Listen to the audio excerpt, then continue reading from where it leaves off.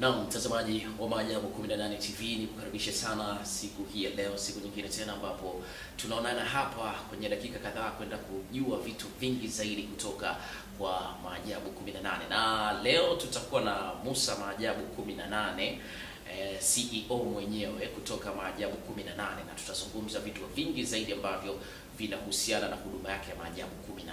Kama hujawahi kusikia chochote kuhusu Maajabu 18, basi nakusihi usitoke hapo kando ya TV yako, endelea kushuhudia, utajua vitu vingi zaidi ambavyo nina hakika vitakutoa sehemu moja kukupeleka sehemu nyingine kupitia huduma ya Maajabu 18. Ninayekukaribisha naitwa Morris Kembo. Karibu sana, tuungane sote kwa pamoja. Asante.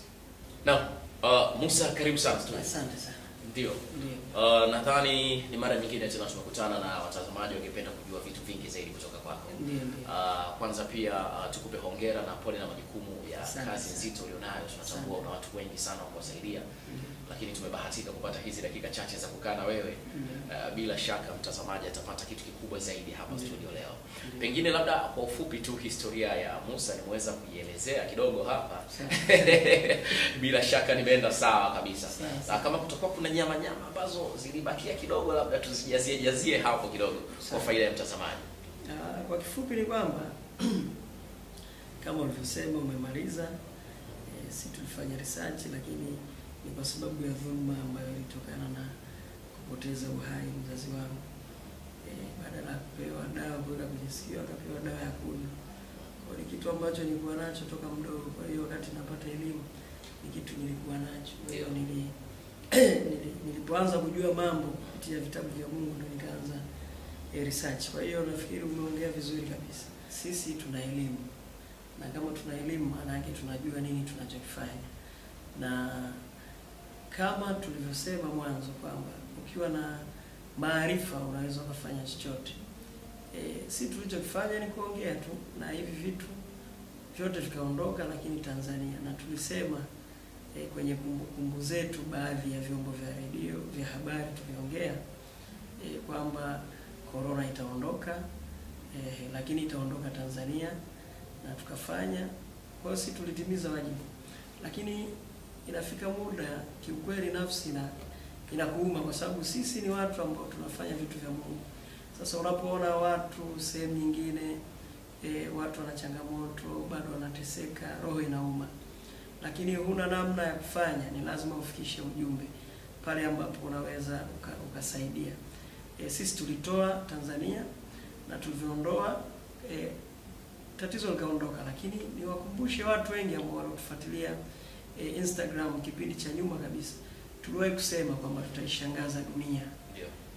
Kwa hiyo tulivyosema tutaishangaza dunia, watu walifikiri labda utani, lakini tumetimiza wajibu. Tanzania hakuna COVID, na kwa Mtanzania yoyote ambaye anaweza akasema inawezekana sio, basi sisi tukimjua tunaweza tukasema sasa Mungu yale maombi yetu sisi yaondoe, yabaki maombi ya watu wengine ambao pengine wana elimu zaidi ya maarifa kuliko sisi.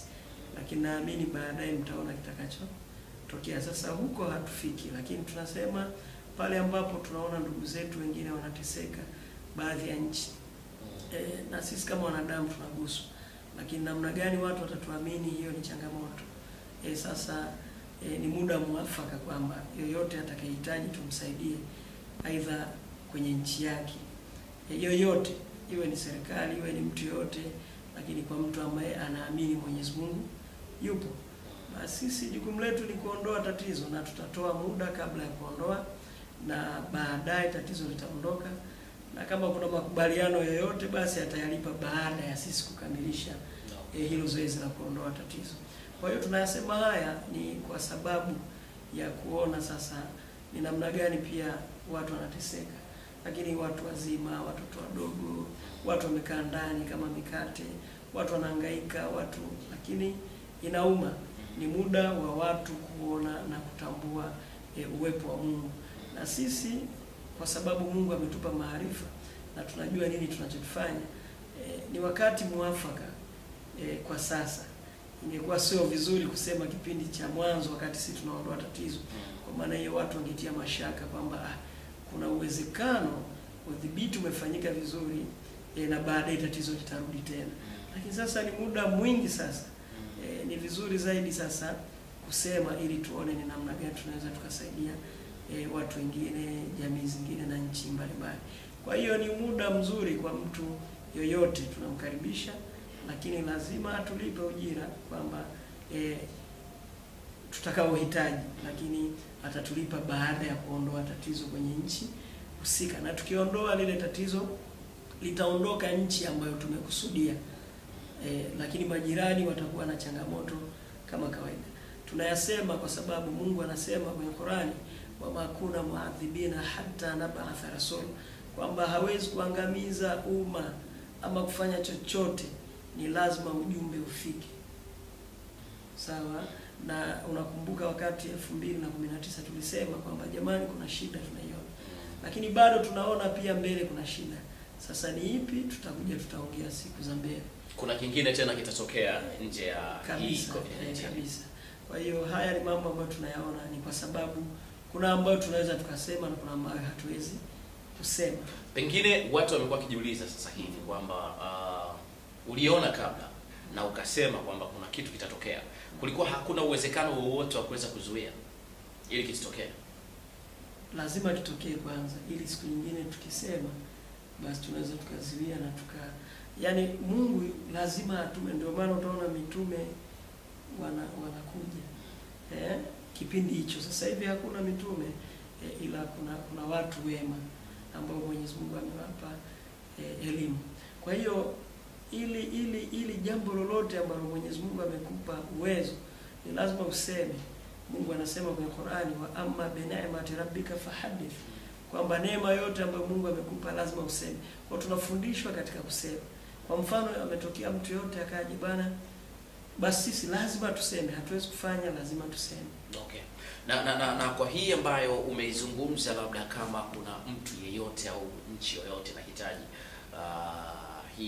inahitaji labda usaidizi kutoka kwako, kwa maana ya kuweza kuwasaidia kwa ajili ya kumwomba Mwenyezi Mungu. Hii ni kwa nchi itume maombi, au hata kwa mtu binafsi ambaye ana mapenzi mema na taifa lake, anaweza kaamua kwamba mimi nina mapenzi mema na taifa langu, na kuja kwako bwana, naomba mimi nibebe dhamana ya taifa langu ili tuweze kusaidia taifa langu. Hii iko kwanza tuongee kama watu tuongee kama watu ambao ni waelewa, sio wajinga. Kwa maana ikija nchi inafuata processes za nchi, kwa lazima waje wafuate protocol za nchi. Sawa? Na akija mtu kawaida, maana yake atakuja moja kwa moja kwangu. Sawa? Kwa hiyo mtu yoyote, iwe nchi iwe mtu yote, akija tutamsaidia na mambo yatakaa sawa. Na tutafanya siku 3 tu, hakuna zaidi. Siku 3. Na tukishamaliza tutasema jamani, tumemaliza, haya endeleeni sasa kufanya track, muone vipi mambo yanaendaje, au sio? Kwa hiyo hakuna haja ya kuongea vitu vingi. Kama unajua, na kama hujui ndio hivyo. Pengine kumekuwa na vitu vingi kumekuwa na vitu vingi ambavyo vimekuwa vikiendelea kwenye mataifa mengine. Ugonjwa umeanza kurudi tena kwa kasi kubwa sana. Pengine watu wengi wamekuwa na hofu pia, wengi huenda labda hata nyumbani kwetu Tanzania ukarejea. Nyinyi watu ambao mpo zaidi deep kwenye maombi, mpo zaidi kwa Mwenyezi Mungu, mnatuambia nini upande wa kwetu? Yanaweza katukuta kama hayo ambayo yanatokea kwa nchi zingine? Kwanza labda nikueleze kwa maana ya kwamba tatizo likitokea hapa, maana yake lile neno maajabu 18 linakuwa limefutwa, kwa sababu hakuna maajabu kama kutakuwa na matatizo. Nafikiri hata kipindi kile tuliwahi kuongea kwamba sasa inakuwaje maajabu wakati kuna COVID? Unawezaje kusema maajabu 18 ya jina la Mwenyezi Mungu? Lakini ujue kwamba haya maajabu 18 yana siri nyingi. Haya mnayoyaona ni machache, lakini kuna ambayo nyie hamjui, na kuna ambayo pia ya kuamrisha kwamba mimi nikisema kitu kinatokea. Sawa? Lakini kuna hizo kodi za Mwenyezi Mungu ambazo lazima ujue namna gani unasema ili upate power ya kufanya. Lakini haya watu wasishangae, Mungu amesema wa tilka al-amthal nadribuha lin-nas la'annahum yatafakkarun. Kama Mungu ametoa mfano wa mlima unaweza ukapasuka, mawe yakapasuka, na akatutolea mfano sisi ili tuweze kufikiria. Kwa hiyo kwa mtu yeyote ambaye anajua Qur'ani ama anajua uwezo wa Mungu, anatakiwa tu maone kawaida. Hawezi kurudi. Kwa hiyo haiwezekani. Yaani nasema ukweli, acha corona ije kitu chochote ambacho ni kikubwa zaidi ya COVID-19. Tukiwa hai na tukiwepo Tanzania, hicho kitu hakitotokea. Sawa. Pengine kuna mtu ambaye sasa hivi atakuwa na mkanganyiko. Tunaposema kwamba kuiondoa corona kwenye nchi kwenye nchi pengine mtu anaweza akachanganya na kutibu corona. Akasema kwamba huyu bwana amesema anatibu corona. Tuliweke sawa hili. Ni kuiondoa kwenye nchi au kuondoa ugonjwa usiwepo au kumtibu mtu mmoja mmoja. Manake tunaweza tukaona watu wanaanza kumiminika pale ofisini wanakuja kutoka mataifa tofauti kwamba bwana tunakuja kutibu corona. Hapana. Sisi hatutibu corona. Ila sisi tunaondoa corona. Sawa. Maana unaposema kutibu unatibu watu ambao tayari wanaumwa. Lakini sisi hatutibu corona. Hapana. Jamani, sisi hatutibu corona. Ila sisi tunaondoa corona. Sawa, tunaamrisha alafu kuna viumbe wa Mwenyezi Mungu wao wanafanya fumigation. Kwa hiyo nchi nzima ambayo sisi tutakuwa tumeipoint lazima tatizo liondoke. Na hata hapa lolote ambalo linaweza likajitokeza, pengine corona ama kitu kingine, basi tutasema kabla hatujakiondoa. Na baadaye mtaona wenyewe, kwa sababu tulisema hofu itaondoka, maradhi itaondoka na vitu. Na nyinyi wote ni mashahidi. Na tulifanya siku 3 tu. Sawa. Kwa hiyo ni hivyo, wala hamna shida yote. Na iko hivyo. Wala hata pressure sina. Yaani yoyote anayefikiri labda ni utani, basi tumetoa hiyo choice. Pengine watu wanaweza kusema hivi vitu labda ni vitu tu ambavyo vipo labda vya kutengenezwa. Wengine wanaweza kuzungumzia hivyo kwa sababu unapozungumzia maji yenye jina la Mwenyezi Mungu, hapo kidogo unaacha watu kwenye mtihani kidogo. Kwamba hayo maji sasa, kwa mfano nchi imekuja au mtu amekuja, bwana mimi nataka uitoe corona Kenya mfano au labda Sudani au labda nchi yoyote. Utaenda kumwagia maji nchi nzima au kuna kitu gani ambacho kinafanyika pale ili kuweza kuiondoa kabisa? Ndio maana tumesema kwamba maarifa ndio kila kitu. Ile njia ya maji ni kwa ajili ya kutibu maradhi. Lakini katika njia ya kuamrisha hautumii maji. Ni kitu ambacho unasema na kitu kinakuwa. Kwa hiyo ni kitu cha kusema. Unahitaji faragha ya muda mfupi kama dakika 5, basi tatizo linaondoka. Lakini kwa muda wa siku zile ambazo umepanga kulingana na lile jambo uliloliona. Kwa hiyo unasema tu, basi ukisema vitu vinakuwa, kwa sababu yani visipokuwa maana yake Mungu hayupo. Na itakulazimu wewe kwenda nchi husika kabisa. Sio tufanyie hapa alafu mtu aseme sasa inakuwaje? Tunafanya pale ambapo tatizo lipo alafu mambo yanakuwa sawa. Sawa. Mtazamaji wa Maajabu 18 TV, asante sana kwa kuendelea kutufuatilia pia kwenye mitandao yetu ya kijamii. Instagram tunatumia Maajabu 18, Facebook Maajabu 18, Twitter Maajabu 18, na kwenye website yetu unaweza kaingia pale ukapata details zetu zote, ni www.maajabu18.co.tz. Mimi naitwa Maurice Kembo na hii ni Maajabu 18 TV. Usisahau kusubscribe ili kuwa wa kwanza kabisa kupata hizi habari zetu nyingi kemkem ambazo zinakujia hapa, lakini pia usisahau kutani on notification au kubonyeza kengele kwa Kiswahili ili tukiweka habari zetu na kuwa wa kwanza kabisa kuzipata hapa moja kwa moja.